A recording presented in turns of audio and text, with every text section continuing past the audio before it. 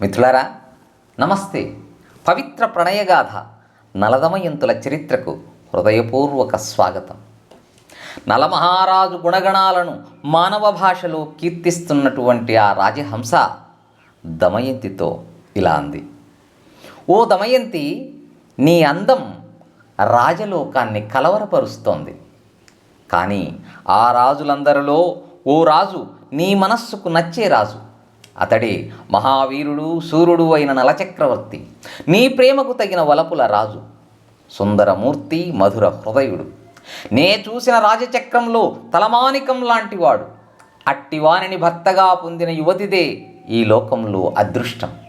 అన్నింటా ఆ రాజుకి నీకు సంబంధం సార్థకమైనది, లోకంలో ప్రేమైక జీవనానికి ఆదర్శ రూపమైనది అని చెప్తున్న హంస శాబక వాక్యాలకెంతో ముచ్చటపడి తన మనస్సులోని విషయాన్ని ఇలా చెప్పింది దమయంతి. ఓ సుందర రాజహంసమా, చాలా సంతోషం. నీ సలాపం నా మనస్సుకు పరమానందాన్ని కలిగించింది. నా మనస్సులో కల నలుని గురించిన భావాలు అవే. మరి నా ఈ ముగ్ధ సందేశాన్ని నిషధరాజుకి చెప్పి పుణ్యం కట్టుకో. నీకెన్నో కృతజ్ఞతలంటూ హంసశాబకాన్ని దమయించి వదిలింది.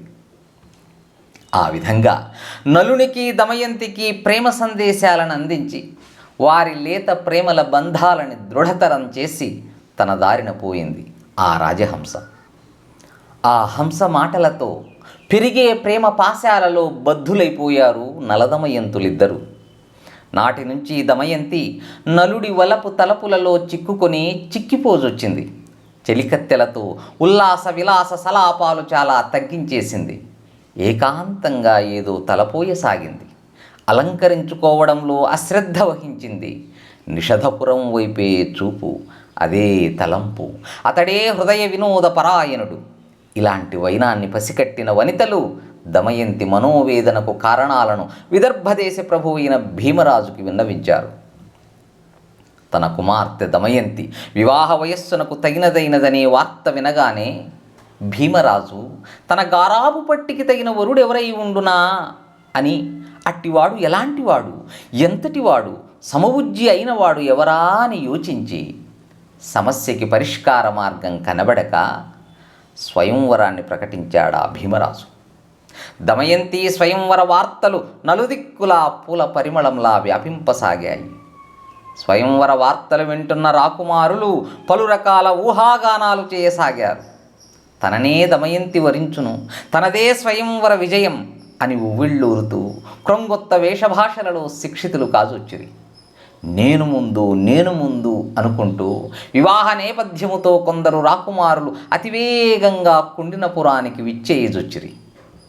ఆ సమయంలో పర్వతనారదులను దేవర్షులు భూలోక సంచారం చేయుచు దమయంతి స్వయంవర కోలాహలాన్ని చూచి ఆశ్చర్యచకితులై ఈ వార్త ఇంద్రాదులకు వినిపించపోవడం కోసం అన్నట్లుగా కళ్యాణీ రాగం, అమృతవర్షిణి రాగాలను ఆ వీణల మెట్లపై పులకించి పలికిస్తూ స్వర్గద్వారాలు దాటిపోయారు. అది ఇంద్రలోకం. అక్కడ అందరూ రంభాది అప్సరసల నాట్య రవళులకి తన్మయులై ఉన్నారు. అట్టివేళ ఇంద్రుడికి నమస్కరించి అతని వినతిని అనుసరించి ఆసీనులయ్యారు దేవర్షులు. అప్పుడు వారితో ఇంద్రుడు: మునివరులారా, ఇదివరలోలా ఇప్పుడు ఇంద్రలోక సౌఖ్యాలను అనుభవించడానికి ఈ మధ్య భూలోకము నుంచి రాజుల రాక తగ్గిపోయింది. కారణం ఏమై ఉండును అని అడిగాడు. పర్వతనారదులిద్దరూ ఒకరి మొహం ఒకరు చూసుకుంటూ కారణం నువ్వు చెప్పంటూ చివరికి నారదుడు చొరవ చేసి: ఇంద్రా, ఇది సంగతి. ప్రస్తుతం విదర్భరాజు యొక్క కుమార్తె దమయంతి. ఆమె కోసం స్వయంవరం ప్రకటింపబడింది. రాజులందరూ ఆ అతిలోక సుందర నారీమణిని చేపట్టడం ఒక అద్భుత అదృష్టంగా భావించి ఆ దమయంతి బద్ధచిత్తులై ఇతర లోకాలు సుఖాలు అన్నమాటే మరిచారు. దమయంతి స్వయంవర అన్నదే నాదం, అదే నినాదం అని చెప్పగా ఇంద్రుడు తాను కూడా ఆ స్వయంవరంలో ఓ అభ్యర్థిగా కాదు, తనతో పాటు యమ వరుణ కుబేరుల్ని కూడా వెంట పెట్టుకు పెడితే బహుబాగుంటుందని యోచించి గబగబా ఆ మిగిలిన దేవతలతో కూడి ఆకాశయానం చేస్తూ దమయంతి నివసించే కుండిన నగరం వైపు దోవబట్టారు.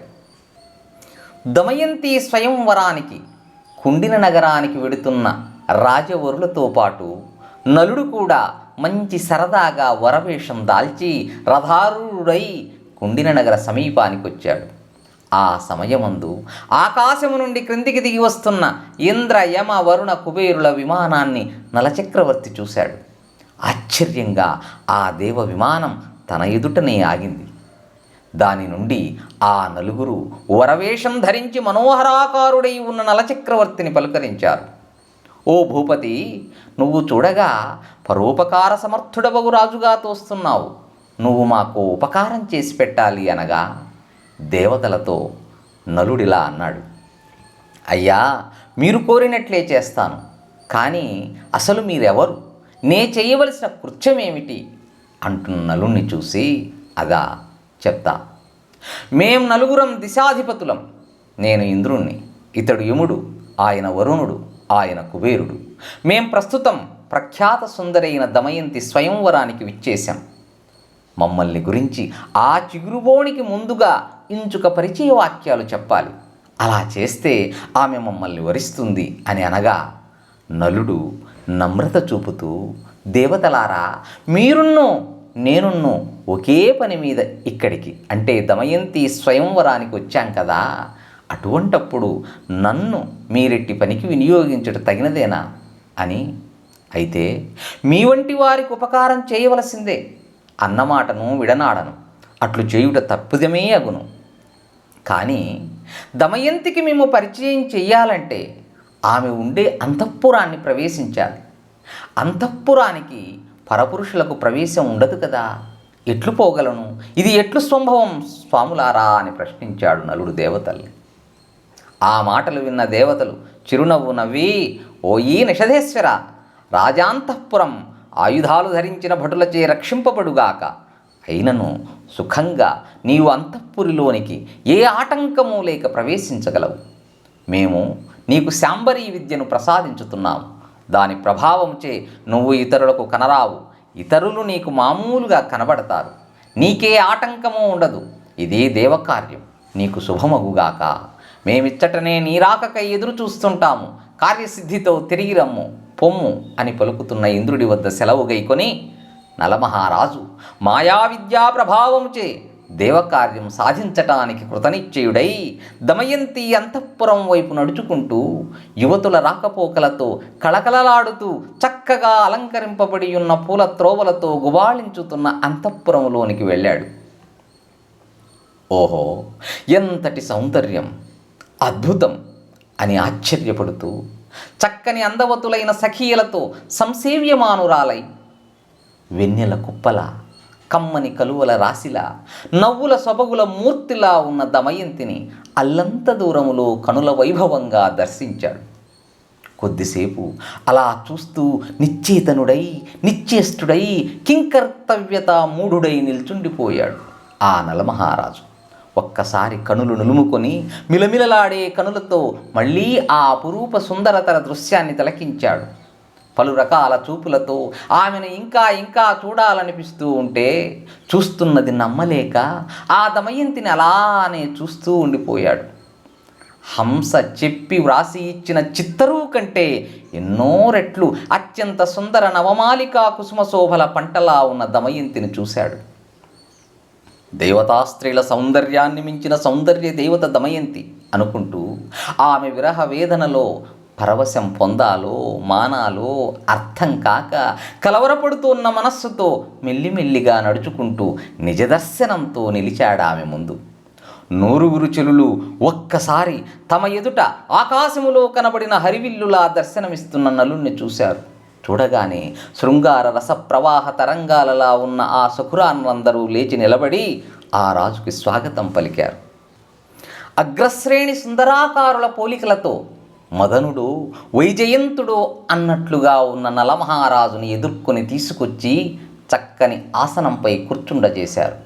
అతన్ని చూస్తున్న దమయంతి మానసికాందోళ ఉత్సాహోద్రేకాలతో శాంబరీ విద్యా ప్రభావం విడిచిన నలుణ్ణి, దివ్య శరీరంతో దగదగా మెరుస్తున్న నలమహారాజుని దమయంతి చెమ్మగిల్లిన కళ్ళతో పరవశమైన చూపుల్ని అతనిపై ఒలికించుతూ కలకంఠస్వరంతో మృదూక్తులతో ఇలా పలకరించింది. ఏమందో మిత్రులారా, మరో వీడియోలో తెలుసుకునే ప్రయత్నం చేద్దాం. శుభం భూయాత్. హరి ఓం తత్సత్.